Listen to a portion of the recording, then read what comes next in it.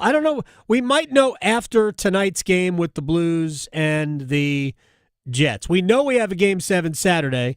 We might not have a hockey game on Sunday, at least they scheduled one yet.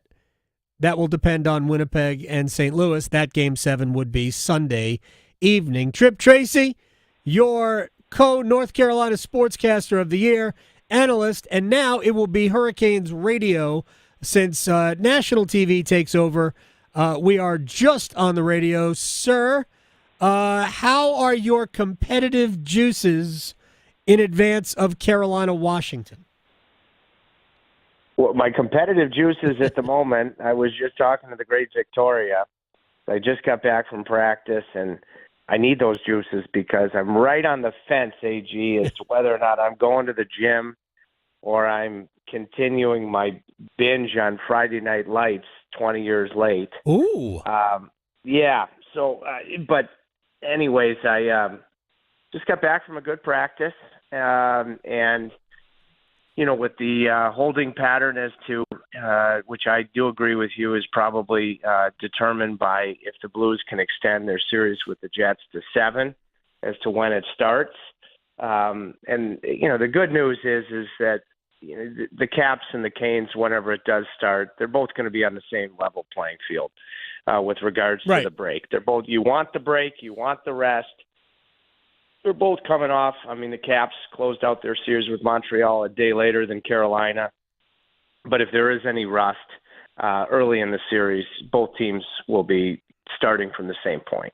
Tripp Tracy is with us here. Let's start because Frederik Andersen was back, practiced in full, so should be good to go for Game 1, whether it's Sunday or Monday, or I guess it theoretically could be Tuesday, but I'm guessing Sunday or Monday. Now, based on what we saw from Pyotr Kochetkov, how Rod Brindamore used Andersen in the first 4 games, my assumption would be that, hey, this is Freddie's train to drive until further notice, and that Kochetkov will be emergency capacity. That would be my view as well. And I think it's going to be time for Freddie, who was brilliant before that collision with Timo Meier, to dig in. And I think that, he should have an abundance of confidence. He skated yesterday. He looked good today. So that would be my estimation too. When I look at Kochetkov's relief performance and then, an incredibly rocky start against New Jersey, but he settled in the save that he made on Heischer early in that second overtime was an underrated save. The puck was kind of knuckling. It was one of those high danger chances that he made it look a lot easier than it was. He was way quieter with his feet and stationary when he made the save, attacking with his hands. What does that tell me? That tells me that it's there, and the challenge for him is the mental capacity to not get too jumpy. His rebound control got a lot better as the game wore along. But with all that being said, and that's encouraging for me, that it's solvable if it for whatever reason goes back to Kochetkov. But there's no doubt, in my view, that it's Andersen's net. He's earned it. He's got to stay healthy. And you got out of the first round with both goaltenders having gotten a taste out of it in a short series that you needed. So now that Freddie's back on the ice and looks like he's fully available, at least to me, you had the best possible outcome when you look at both guys being involved in the first round. Yeah, statistically speaking, Andersen's been the best goaltender in the first round of the playoffs. Nobody's been better than Freddie Andersen. He's been dynamite. All right, you and I have talked all year long about how Andrei Svechnikov is a difference maker, that he takes Carolina from here to here, and the here being, higher than the first here. And I've talked about the fact that the least impressive part of his Game 4 hat trick were the goals. It was all of the other things that lead up to the goals. And I thought he only had 1 goal in Game 5. I argue he was better in Game 5 than he was in Game 4. So it isn't always about the goals for him. The goals are great, and we need them. But he played like the difference maker we know he could be. There's a bunch of things that jump to me here. Number one, you and I, before Game 1 against the Devils, we spoke about his best finish of the season in a meaningless Game 82, that power play goal in Ottawa. And I don't know if Andre would say that was game-changing, and even if it was, whether or not he'd admit it. But, we speculated it would be to be determined if in a meaningless Game 82, if that played a role in his ability to shoot the puck. You look at his production in the first round, I believe it did. Game 5, even when the Hurricanes were not able to match New Jersey's desperation in the first period, and they were in a 3-0 hole, by a country mile, I thought Andrei Svechnikov was the best player. Yep. And that just continued throughout the night. You accurately mentioned that, he did a bunch of things that every time he was on the ice, he was a truly impactful, game-changing power forward. So I do agree with your overall assessment that his Game 5 was even better than his fourth game. Now that sets the stage for, and there are many, but an unbelievably intriguing storyline because, when Svechnikov went down in Game 3 of that 2019 series and that bout with Ovechkin, I personally believe, and I always have, that was the turning point of that series that the Hurricanes eventually won. And Alex Ovechkin, when you look at him historically, he is Mufasa in Russia. And if there's anybody threatening his reign, he gets his juices flowing that much more. Now Andrei Svechnikov is a seasoned pro. He's coming in with a terrific wave of playoff confidence.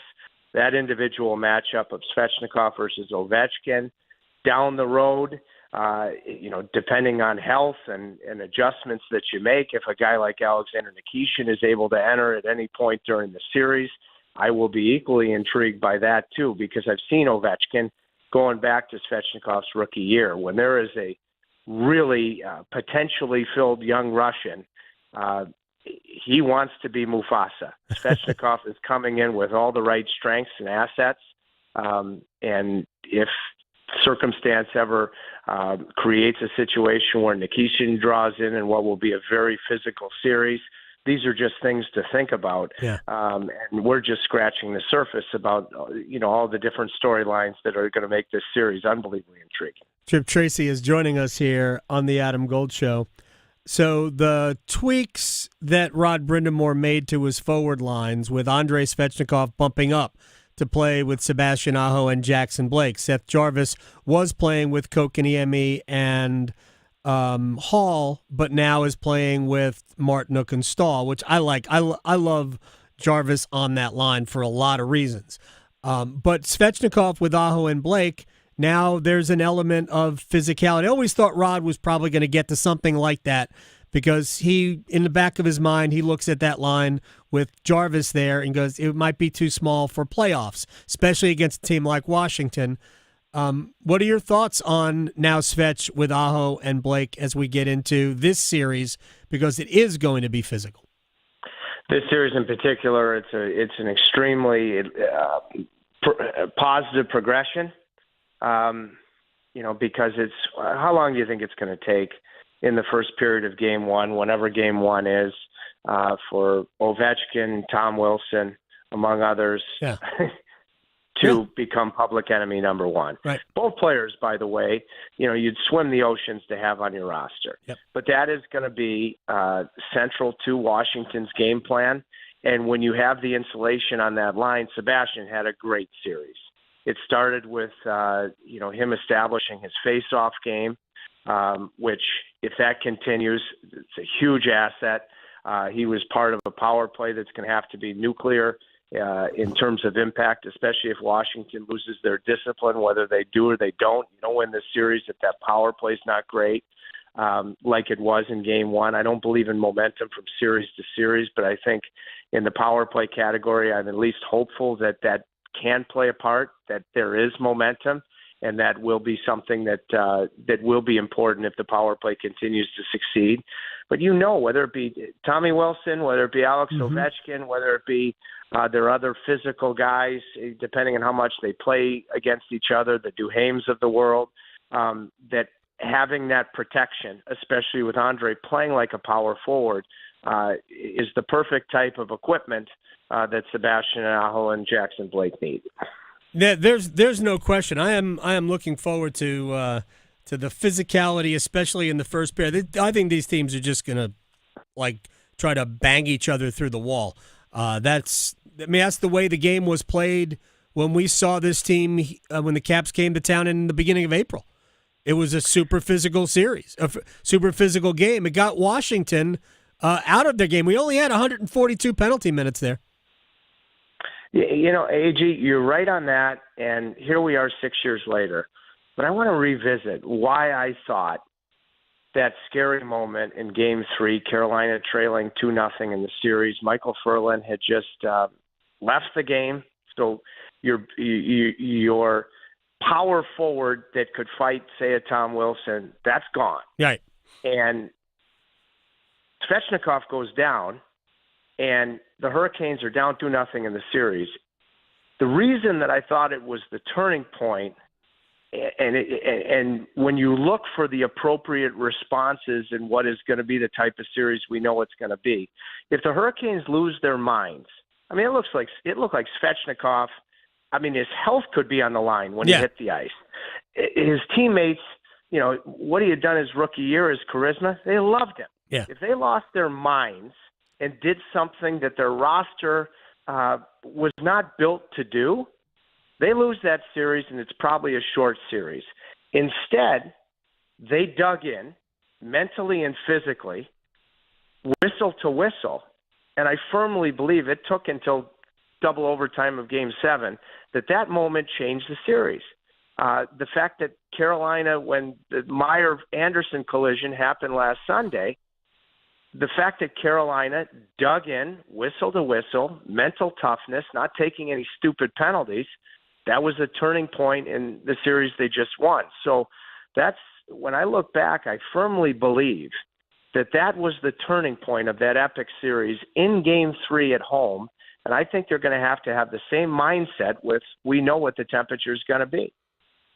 Oh yeah, it's. I agree that was a turning point in the series, and I remember coming back for Game 6. I remember that being the loudest place I've ever been, knowing that it was possible that it was the last game. Right? We were there thinking, well, this could be it, and whatever it was called at the time, I guess it was PNC Arena. It was at that point as loud as I have ever heard anything.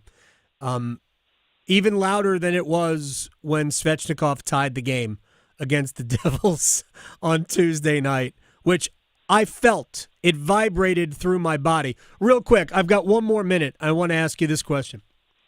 Because I can't forget, and I keep saying this, I can't forget the handshake line against the Devils.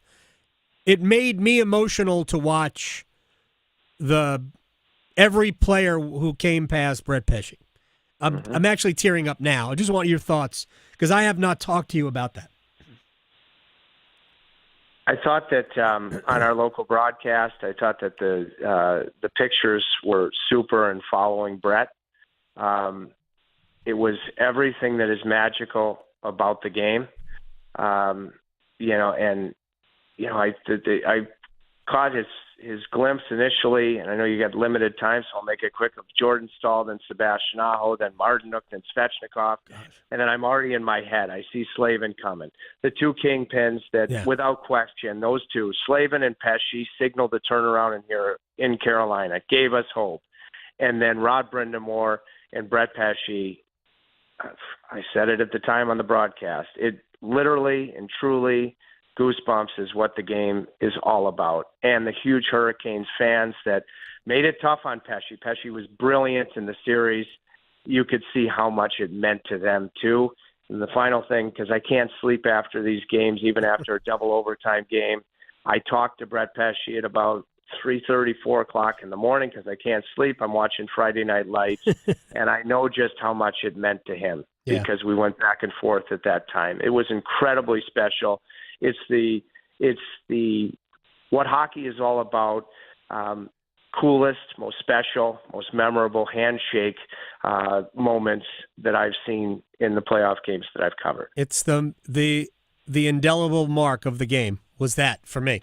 And I also reached out to him. I texted back and forth with him a little bit. It was just great.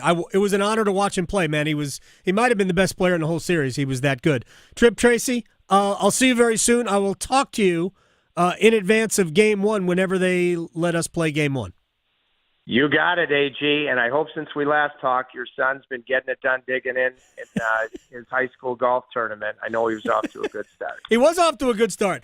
Qualified for regionals, but he's playing soccer and he can't go. The regionals are this weekend or Monday. He's in California right now. Ask him if he can putt for me when it's all on the line. All right, that's the strength of his game. I'll talk to you later. See ya. Tripp Tracy. All right, we're going to take a quick break. When we come back,